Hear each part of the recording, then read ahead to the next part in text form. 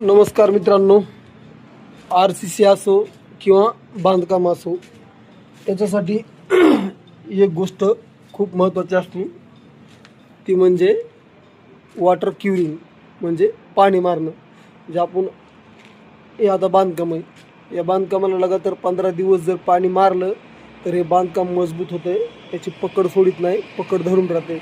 आणि हे स्लॅब असो किंवा कॉलम असो, याला पण तेवढीच पाण्याची गरज आहे. आर सी सीला पाणी 21 दिवस मारायला पाहिजे आणि बांधकामाला कमीत कमी 15 दिवस मारायला पाहिजे. 20 दिवस मारलं तर अधिकच चांगलं आहे. पण मित्रांनो, तुम्ही बघू शकता हे बांधकाम आहे आणि ह्या बांधकामाला पाणी तर अजिबात मारलेलंच नाही आहे. तर तुम्ही बघू शकता हे काय हाल आहे.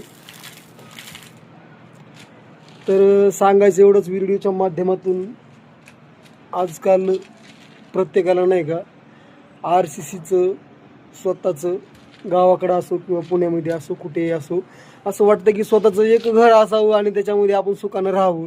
पण मित्रांनो, आपण काय करतोय आजकाल, कोणाला तरी काम देतोय आणि ते काम अशा प्रकारचं काम जर केलं तर काय होईल.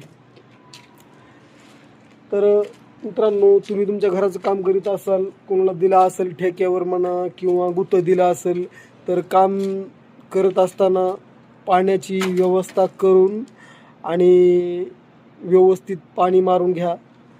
पाण्याशिवाय आर सी सीला काही मतलब नाही, कारण आर सी सी अपुरी राहील. त्याच्यामुळं काय होईल, जो स्ट्रक्चर जे आहे ते मजबूत होणार नाही आणि ते 70-80 वर्ष टिकायचं तर ते टिकणार नाही. ते 30-40 वर्षामध्येच निकामं होऊन जाईल आणि त्याला पाडावं लागेल.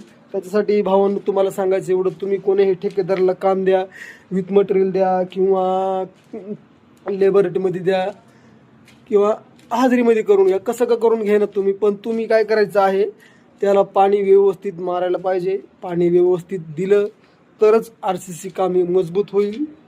तर एवढं सांगू शकतो भावांनो, तुम्हाला मी लाईव्ह दाखवून दिलं की बांधकामाला काय अवस्था झाली बांधकामाची इथली.